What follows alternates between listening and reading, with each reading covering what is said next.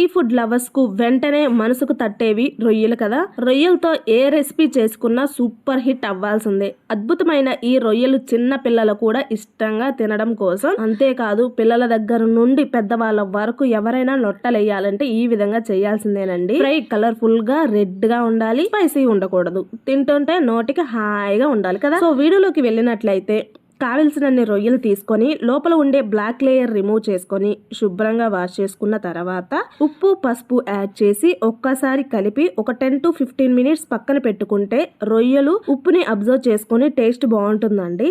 Next stove మీద రొయ్యల్ని fry చేసుకునే విధంగా ఒక కడాయిని పెట్టుకొని దానిలో 2 టేబుల్ స్పూన్ వరకు నెయ్యిని యాడ్ చేసుకోండి. ఆయిల్ కూడా యూజ్ చేయొచ్చు, కానీ నెయ్యితో చేసిన ఈ ఫ్రై అనేది టేస్ట్ చాలా బాగుంటుందండి.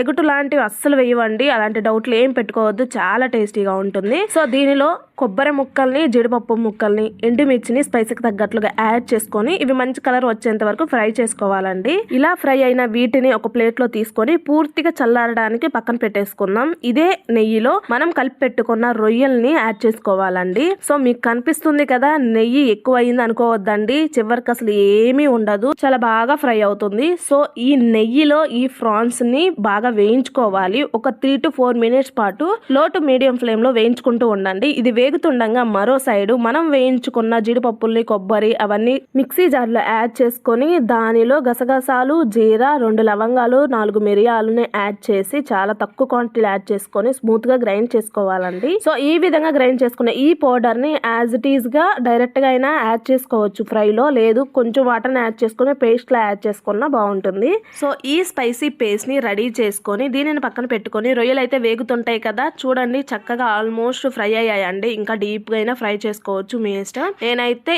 80% డీప్ గా ఫ్రై చేస్తున్నానండి, వీడియోలో మీకు కనిపిస్తూనే ఉంది. ఇలా ఫ్రై చేసిన తర్వాత ఇప్పుడు దీనిలో సన్నగా చాప్ చేసి పెట్టుకున్న ఆనియన్స్ ని, పచ్చిమిర్చి, కరివేపాకు రెమ్మల్ని యాడ్ చేసుకోండి. ఏంటి ఈ స్టేజ్ లో యాడ్ చేస్తున్నా అనుకుంటున్నారా? ఈ స్టేజ్ లో యాడ్ చేస్తేనే టేస్ట్ నెక్స్ట్ లెవెల్ లో ఉంటుందండి. సో ఇవన్నీ యాడ్ చేసి మొత్తం కలిసేలా కలుపుకొని 1 మినిట్ వేయించిన తర్వాత మనం రెడీ చేసుకున్న పేస్ట్, మసాలా పేస్ట్ అయితే యాడ్ చేసుకొని మొత్తం కలిసేలా కలుపుకొని ఇప్పుడు దీనిలో రుచికి తగ్గట్లుగా ఉప్పుని యాడ్ చేసుకొని దీనిలోనే 1 టేబుల్ స్పూన్ వరకు ధనియాల పొడిని యాడ్ చేయండి. సో ఇవన్నిటిని మొత్తం కలిసేలా చక్కగా కలుపుకొని ఫ్రై చేసుకుంటూనే ఉండాలండి. ఎప్పటి వరకు? పూర్తిగా డ్రై అయ్యేంత వరకు ఫ్రై చేసుకుంటూనే ఉండండి. సో నెయ్యి అనేది పూర్తిగా అబ్జర్వ్ అయిపోతుందండి, పూర్తిగా డ్రై అయిపోతుంది, అప్పటి వరకు ఫ్రై చేస్తూనే ఉండండి. ఇవన్నీ యాడ్ చేసిన తర్వాత ఇంకా 20% ఫ్రై చేయాల్సి ఉంది అనుకున్నప్పుడు అల్లం వెల్లుల్లి పేస్ట్ ని యాడ్ చేయండి. అల్లం వెల్లుల్లి పేస్ట్ ని స్టార్టింగ్ లో యాడ్ చేయొచ్చు, ఈ విధంగా ఎండింగ్ లో యాడ్ చేయొచ్చు. సో ఇలా కొంతమంది చేస్తారు, అలా కొంతమంది చేస్తారు.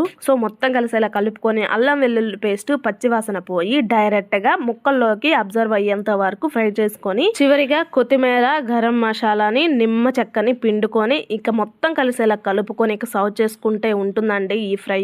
మా పాప అయితే 4 years అండి తనకి. సో ఈ రొయ్యల్ని ఇలా ఫ్రై చేసి ఇచ్చినట్లయితే చాలా ఇష్టంగా తింటుందండి, ఒట్టి ముక్కలే తింటూ ఉంటుంది. సో మీరు కూడా తినాలి కదా.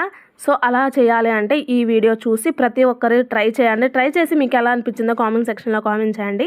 నా నుండి మీకు ఎలాంటి రెసిపీస్ కావాలనుకుంటున్నారో కామెంట్ చేయండి. ఐ హోప్ ఈ వీడియో నచ్చిందని అనుకుంటున్నానండి. నచ్చినట్లయితే తప్పకుండా లైక్ చేసి, షేర్ చేసి, సబ్స్క్రైబ్ చేసుకోండి. Thanks for watching.